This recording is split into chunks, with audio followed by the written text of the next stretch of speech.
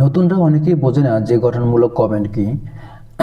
সেই কারণে কিন্তু তাদের আইডি কিন্তু একটা সময় কিন্তু সাসপেন্ড হয়ে যায় এবং কি আইডি কিন্তু ফেসবুক কোম্পানি তখন কিন্তু বাদ করে দেয়। আমি আজকে সেই বিষয়ে আলোচনা করব আপনাদের সাথে যে আইডি কেন বাদ হয়ে যায়, কেন সাসপেন্ড করে, কেন আপনাদের রিচ এঙ্গেজমেন্ট কমে যায়, সব কিছু বিষয় সম্পর্কে আপনাদের আলোচনা করব। তার আগে বলবো যে আপনারা যারা আমার পেজটাকে এখনও ফলো করেন না তারা ফলো করে রাখেন পরবর্তী ভিডিও পাওয়ার জন্য। যাদের সাপোর্ট লাগবে তারা একটা কমেন্ট করে যাবেন, আমি আপনাদেরকে সাপোর্ট করে আসবো। বলবো যে কেন আপনাদের গঠনমূলক কমেন্ট কী সেটা আপনারা জানেন না। গঠনমূলক কমেন্ট হলো, আমি যদি রান্না নিয়ে কাজ করি, আমি যদি আপনাদেরকে পরামর্শমূলক কোনো কথা বলি, আমি যদি আপনাদের ধরেন যে কোনো বিষয় নিয়ে কথা বলি না কেন, আমার ভিডিওটা যেই বিষয় নিয়ে উপস্থাপন করা হয়েছে সেই বিষয় সম্পর্কে হয়তোবা আপনারা যদি সম্পূর্ণ ভিডিও দেখে একটা তার মূল যে কমেন্টটা আছে যেটার উপর ভিত্তি করে, দেখেন আমি ফেসবুক নিয়ে কথা বলছি, যে আপনার ফেসবুকের কথাগুলো আপনার কাছে খুবই গুরুত্বপূর্ণ মনে হয়েছে, আপনার কাছে আপনার পরামর্শগুলো অনেক সুন্দর হয়েছে, এটাই হচ্ছে একটা গঠনমূলক কমেন্ট। ধরেন আমি রান্না করতে আসছি, যে আপনার রান্নাগুলো আপু খুবই সুন্দর হয়েছে, আমি প্রথম থেকে আপনার ভিডিওটি দেখলাম। তারপরে দেখা গেছে এটা কৃষি কাজ করে, কৃষিক্ষেত্রে যখন কাজ করে তখন সে যদি ধান কাটতে আসে, যে ধান কাটাটা যে অনেক পরিশ্রমী, ধান কাটাটা অনেক সুন্দর হয়েছে, আপনাদেরকে সেলুট জানায়।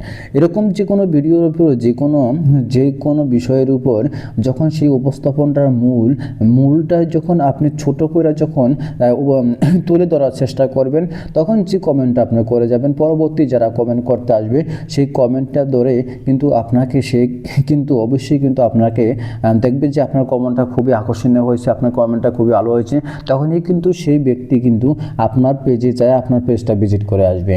এভাবে কিন্তু আমাদের আইডিতে কিন্তু ফলোয়ার বাড়াতে কিন্তু আমাদের বেশি সময় লাগবে না, কিন্তু আমরা কি করি সেটা না করে আমাদের সামনে একটা ভিডিও আসানোর সাথে সাথেই কিন্তু আমরা সেই ভিডিওটা দেখে হয়তো একটু ক্লিক করছি, কিন্তু আমার ভিউ হয়ে গেছে, কিন্তু আপনি হয়তো সেটা চলে গেছে, কিন্তু আপনার লাভ হয়নি। তাই বলছি, ভিডিও যখন দেখবেন তখন দৈনিক 20-30টা ভিডিও না দেখে 10টা ভিডিও দেখানোর পরে ফুল ভিডিও দেখবেন, এবং কোন বিষয়ের উপর কথা বলা হয়েছে সেই বিষয়গুলো কিন্তু আপনি সেই কমেন্টের মাধ্যমে তুলে ধরার চেষ্টা করবেন। আর যারা কমেন্ট করে, তো কমেন্ট করানোর পরে কিন্তু তারা সেই কমেন্টের সে লাভ রিয়েক্ট দিবেন, বেশি করে লাভ রিয়েক্ট দিবেন। তারপরে কিন্তু সেইভাবে যদি আপনারা করতে থাকেন তাহলে আপনাদের কখনো ফলোয়ারের পিছিয়ে ঘুরতে হবে না। দিনের পর দিন আপনাদের খুব দ্রুতই কিন্তু আপনাদের ফলোয়ার এঙ্গেজমেন্ট সব কিছুই কিন্তু বেড়ে যাবে। মনে রাখবেন, আপনার এঙ্গেজমেন্ট যখন বাড়বে তখন কিন্তু আপনার ফলোয়ার বাড়বে, আপনার এঙ্গেজমেন্ট যখন না বাড়বে তখন কিন্তু আপনাদের ফলোয়ার বাড়বে না। তাই বলছি, যাদের আইডিতে এঙ্গেজমেন্ট কমে যায় তারা কি করবেন, মাঝে মাঝে কিন্তু আপনার লাইভ দেওয়ার চেষ্টা করবেন। লাইভ যখন দিবেন তখন কিন্তু আপনার পেজটা কিন্তু গ্রো হতে থাকে এবং আপনার পেজে কিন্তু এঙ্গেজমেন্টগুলো ঠিক থাকে। তারপরে আপনার সাপ্তাহিক একটা লং ভিডিও দিবেন, যেটা সাপোজ যে আমি কথাগুলো বলছি এটা কিন্তু লং ভিডিওটা জানি একটু বেশি বড় হয়ে যাচ্ছে। তারপর আপনি 3 মিনিটের ভিতরে রাখার চেষ্টা করবেন, কারণ 3 মিনিট থেকে হয়তো বা 3 মিনিট 4 মিনিট হলেও কোনো সমস্যা নেই, কিন্তু এর ভিতরে কিন্তু আপনি একটা লং ভিডিও দিবেন, সপ্তাহে একটা লং ভিডিও। আর রিলস ভিডিও আপনারা যদি নতুন অবস্থা দেখে 3-4টাও লং ভিডিও শর্ট ভিডিও দিতে পারেন, কারণ শর্ট ভিডিওগুলো কিন্তু যখন তাদের 5 সেকেন্ড 10 সেকেন্ডের ভিতরে শর্ট ভিডিও থাকে, তবে অনেকে বলে যে কোন শর্ট ভিডিও দিলেও হয়তো সবচেয়ে বেশি ভাইরাল হয়।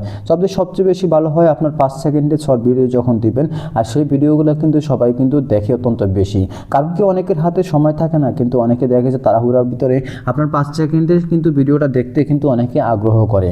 যাও 10 সেকেন্ডের ভিডিও যাদের হাতে যথেষ্ট পরিমাণ সময় থাকে তারা 10 সেকেন্ডের ভিডিও দেখে। তারপরে উপরে যখন দেখবে 20-50 সেকেন্ডের ভিডিও, তখন কিন্তু তারা একটু যখন লং সময় থাকে তখন তারা কিন্তু সেই ভিডিওটা দেখার জন্য আগ্রহ করে। তবে ভিডিওর ভিতরে আপনার আকর্ষণীয় কিছু তুলে ধরার চেষ্টা করতে হবে, এবং আপনি যখন হ্যাশট্যাগ ব্যবহার করবেন হ্যাশট্যাগে কিন্তু আপনার ভাইরাল হ্যাশট্যাগুলো ব্যবহার করবেন। তারপরে আপনার সেই ভিডিওগুলো কিন্তু ক্যাটাগরিগুলো, এমনকি ভিডিও যখন স্ক্রিপ্টে লিখবেন, লেখানোর পরে সেটা কিন্তু আপনার ভিডিওতে কী বলছেন সেটা তুলে ধরার চেষ্টা করবেন। তাহলে সে যখন অডিয়েন্সটা আপনার সামনে যাবে, তো সেই ভিডিওগুলো কিন্তু অবশ্যই আপনার সে লেখা দেখেই কিন্তু আপনার সেটা টাচ করবে।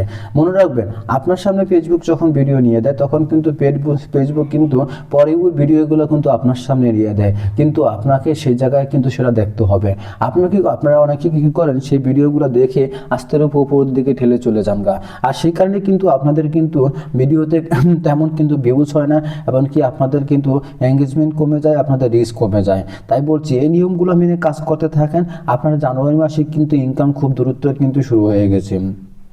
তাই যারা এখনও কিন্তু মনিটাইজেশন পান না, তারা খুব শীঘ্রই পেয়ে যাবেন। তাই বলছি অবহেলা না করে কাজ করতে শুরু করেন, কাজ করতে থাকেন নিয়মিত, অবশ্যই আপনারা সফল হবেন। ভিডিওটা যদি আপনাদের কাছে একটু ভালো লাগে তাহলে ভিডিওটা অবশ্যই সবার কাছে শেয়ার করে দিবেন। সবাই ভালো থাকবেন, সুস্থ থাকবেন।